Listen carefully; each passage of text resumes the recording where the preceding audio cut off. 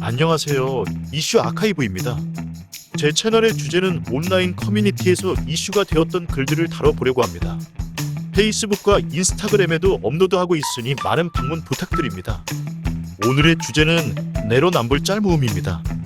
본인은 되고 다른 사람은 안 된다는 사람의 유형을 내로남불이라고 하는데요. 한때 유명했었던 여러가지 유형의 짤들을 준비해보았으니 같이 한번 살펴보시죠. 첫 번째 내로남불 유형은 노제팬 운동입니다. 2019년 당시 일부 친정부 커뮤니티 유저들 사이에서 해당 캠페인이 활발하게 성행했었습니다. 하지만 적당한 수준의 캠페인 장려가 아닌 과도한 불매운동 강요와 도를 넘는 행위로 인해 거부감이 드는 사람들이 생기면서 오히려 역반응이 나오게 되며 몇몇 선을 넘거나 본인 발언의 앞뒤가 안 맞는 사람들이 각종 커뮤니티에 박제를 당하기도 했습니다. 대표적인 짤로는 해당 사진이 아닐까 싶습니다. 노제팬 프사를 달고 불매운동을 비판하는 댓글이 참 모순적인데요. 이 어처구니가 없는 짤은 당시 많은 커뮤니티에서 이슈가 되었던 것으로 기억합니다. 그 외에도 대표적인 일본 게임기인 닌텐도사에서 만든 동물의 숲이라는 게임을 하면서 노제팬 문구를 걸어놓는 다소 이해 안 가는 기행을 벌이는 네티즌도 있었으며, 반일 성향으로 유명한 땡땡 커뮤니티에서도 다소 어이없는 내로남불 상황이 있었는데요. 적극적으로 노제팬 캠페인을 하기 위해 노제팬 어플 제작 과정을 홍보하던 어느 네티즌은 1년 뒤 일본의 소니사에서 만든 플레이스테이션 5 게임기를 구매하고 인증하는 게시글을 남겨 해당 유저 역시 온라인 커뮤니티에서 이슈가 되었었습니다. 여기서 멈추지 않고 오프라인으로 한 발짝 더 나아가서 실전으로 행동하는 네티즌들도 있었습니다. 대표적으로 유니클로 감시단이 있었죠.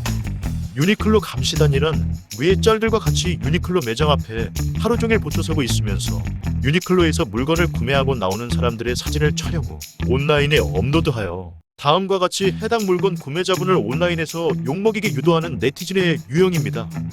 여기 어느 네티즌 역시 마찬가지로 유니클로 감시단 활동을 하며 커뮤니티 게시판에 인증을 하였는데요. 눈치 빠르신 분은 벌써 보셨겠지만 여기서 킬링 포인트는 사진을 자세히 보시면 게시글 작성자의 자동차가 대표적인 일본 브랜드의 자동차인 렉서스였는데요. 불매운동 한다며 일본 브랜드의 차를 타고 있으면서 일본 브랜드의 옷을 구매하는 사람들을 저격한다는 게 이중성 내로남불의 끝판왕인 것 같습니다. 이 외에도 다음 사진들과 같이 일본 브랜드의 자동차라는 이유만으로 남의 물건을 무지성으로 테러하는 선을 넘는 행동들과 선택적 불매를 하는 이중성에 대해 대부분의 네티즌들이 불매운동에 반감을 가지게 되는 여론이 형성되며, 오히려 본인들에게 공격이 들어오자 선택적 불매운동을 하는 네티즌들은 위의 짤방과 같은 공식까지 만들면서 본인들끼리 일본 제품을 구매해도 괜찮은 경우에 대해 서로 실드를 치는 모습에 네티즌들은 혀를 내둘렀던 장면이 기억납니다. 다음 짤방으로는 그알 내로남불 짤입니다. 예전 그것이 알고 싶다 제작진은 스토킹에 관한 주제를 방영하였는데요. 그알 제작진은 어느 스토킹 가해자를 찾아가 피해자의 정보를 어떻게 알아내었는지 인터뷰를 시도하였습니다. 제작진은 스토킹 가해자에게 본인도 우리가 찾아와서 불쾌하지 않냐, 피해자도 같은 심정이지 않을까라고 물어보는 중에 스토커는 오히려 본인이 더 불쾌해하며 제작진을 경찰에 신고하는 장면이 방영되어 많은 시청자들과 네티즌들의 분노를 자아냈던 방송 장면이 온라인 커뮤니티에 업로드되어 해당 장면은 내로남불의 전형적인 모습이라는 제목으로 온라인 커뮤니티에서 이슈가 되었습니다. 다음으로는 성희롱 내로남불 짤입니다. 어느 뉴스 기사에는 외국 어느 노점에서 몸매가 좋은 여성이 짧은 반바지를 입고 일하자 매상이 4배로 뛰었다는 내용의 기사가 있었는데요. 이 뉴스 기사를 본 불편로 여성 네티즌들은 댓글에 성희롱을 아무렇지도 않게 한다, 이런 게 바로 성상품하다라는 식의 댓글을 남기며 불편한 티를 팍팍 내었는데요. 반대로 해당 짤과 같이 몸매가 좋은 남성이 상의 노출을 하며 장사를 해 인기가 많다는 뉴스 기사가 업로드 되었을 때의 댓글을 자세히 보시면 앞전 뉴스 기사와는 다르게 댓글 분위기는 위치가 어디냐, 앵기고 싶다는 식의 댓글창이 수두룩하게 달리며 불편러들이 하나도 없는 모순적인 상황의 짤 캡처가 온라인 커뮤니티에서 이슈가 되었습니다. 다음으로는 카톡 내로남불 모음입니다. 위의 카톡 내용을 보시면 어느 네티즌 분께서는 가족상을 당하여 장례식장에 있는 상황으로 보이는데요. 같은 회사에서 근무하는 것으로 보이는 직원은 지금 당장 마감할 사람이 없으니 잠깐이라도 나와서 마감을 위해 출근을 부탁한다는 메시지가 보입니다. 상대방의 상황을 공감해주는 척 본인 생각만 하며 상을 치르고 계신 분에게 출근해달라는 것도 어이가 없지만 더 어이가 없는 건 다음 대화 내용입니다. 이전에 카톡 상황이 있고 나서 얼마 뒤 앞전에 카톡을 보냈던 직원이 머리를 다쳐서 출근을 안 한 것으로 보이는데요. 하지만 현 상황에서 해당 직원이 빠지게 되면 근무 스케줄에 지장이 있으니 일정대로 출근해달라는 얘기를 하게 되는데요. 이에 해당 직원은 본인이 앞전에 했던 짓은 생각도 안 나는지 지금 당신 무슨 소리를 하는 거냐, 당신이 뭔데 나오냐 마라 하냐, 자신은 환자인데 출근하라는 거냐며 어처구니 없는 소리를 하고 있는 걸 알고는 있는지 웃기는 소리 하지 말라며 행동이 정말 가관이라며 오히려 적반하장을 내고 있는데요. 이러한 태도의 네티즌분은 본인이 이전에 했던 짓은 모르고 이게 정말 내로남불이라며 더 이상 얘기를 해봤자 입만 아플 것 같아 그냥 쉬라고 하는데요. 이 직원은 끝까지 웃기는 소리 하지 말라며 제정신으로 얘기를 하라며 아나무인의 태도를 보이고 있습니다. 다음 절은 평범한 카톡 대화 중에 발생한 내로남불인데요. 어느 네티즌은 친구와 음식 얘기를 하는 것으로 보입니다. 친구분께서는 장난을 치고 싶으신지 네티즌 분에게 꼼장어 닮았다고 먼저 장난을 칩니다. 이에 네티즌 분도 가볍게 받아치며 친구분에게 매기를 닮았다고 하는데요. 이때 갑자기 친구분의 분위기가 왠지 싸해지는 것을 볼 수 있습니다.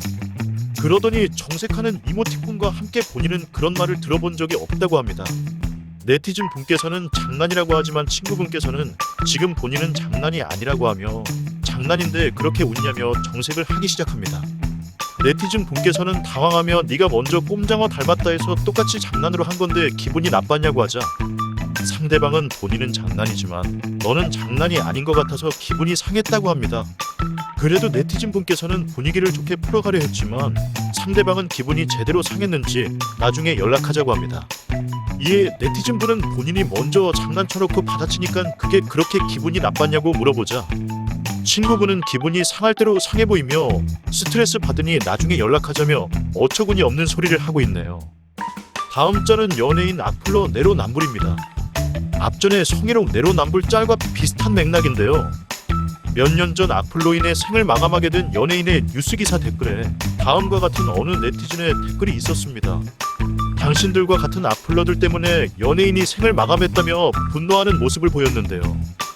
해당 네티즌의 아이디로 다른 댓글을 검색해보니 한 달도 채 되지 않은 시점에 땡땡 연예인에게 악성 댓글을 남겼던 게 발견되어 이슈가 되었던 적도 있었으며 위의 짤과 같이 여자 연예인의 노출 이상은 심각하다는 내용에 대한 게시글과 남자 연예인의 노출 이상은 멋있다는 게시글이 동시에 베스트 컨텐츠 항목에 올라와 있는 다소 이해가 안 되는 상황도 볼 수 있었으며 방금 짤과 비슷한 상황같이 여자 연예인의 몸매가 멋있다는 기사의 댓글에는 역시나 여자 연예인의 몸매를 컨텐츠로 움짤로 만드는 것 자체가 성희롱이다, 이런 걸 기사로 내는 것 자체가 너무하다는 댓글이 대부분인 반면 다음과 같이 남자 연예인의 몸매에 관한 내용을 컨텐츠로 한 기사의 댓글에는 보시다시피 앞전의 뉴스 기사와는 달리 댓글러가 움짤을 업로드하는 사람도 있으며 댓글들이 전반적으로 불펠러들이 하나도 없는 것을 볼 수 있죠.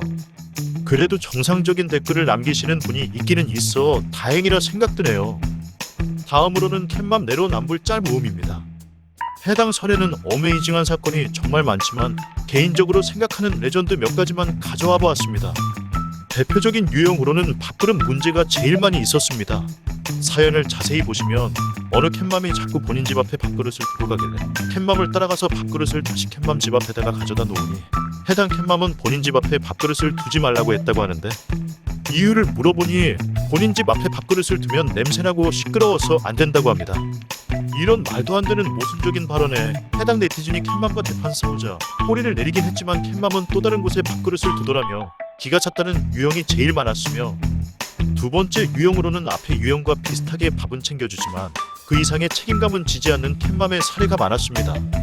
다음 절을 보시면 본인이 챙겨주는 고양이가 남의 창고에 들어가 사고를 쳐서 몇백만 원어치의 손해가 발생하였는데 손해배상 청구가 들어왔다며 본인이 밥 주는 고양이가 사고 친 것도 본인이 책임져야 하냐는 식의 유형도 많이 보였으며 어느 네티즌은 캣맘이 본인 집 고양이를 고양이를 들여와서 해당 고양이들 때문에 본인 집에 있는 닭장 안에 있던 닭들이 모두 잡아먹혀버렸다는 글에 어느 캣맘으로 추정되는 네티즌은 캣맘과 고양이 잘못이 아니라 닭장을 허술하게 지은 글쓴이 본인의 잘못 때문에 닭들이 모두 잡아먹혀버린 거라는 황당무계한 댓글을 달아 네티즌들의 분노를 자아낸 사례도 있었습니다.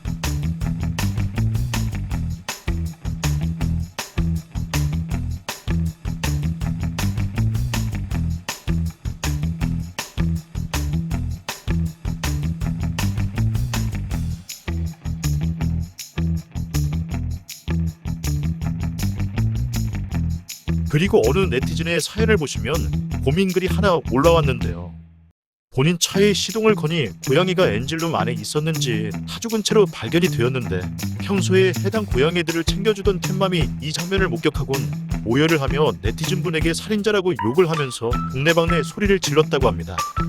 이후 집 주소를 요구하여 알려주었는데 집 앞에 떼거지로 찾아와 무슨 죄로 어디 협회에 고발한다면서 협박을 하며 위로금 명목으로 2천만 원을 요구했다며 너무 억울하다며 고민글이 올라온 사례도 있었습니다. 본인들 때문에 피해가는 건 남 탓에 나 몰라라 책임전가 하면서 본인들에게 피해가는 건 눈에 불을 켜고 보상을 받으려 하는 이중섭. 참 대단합니다. 자, 지금까지 내로남불이라는 주제로 각종 사례들을 알아보았는데요. 다음 짤들은 따로 유형을 나눠놓지는 않았지만 내로남불이라는 주제로 온라인 커뮤니티에서 이슈가 되었던 짤들을 추가적으로 간단하게 소개해드리겠습니다.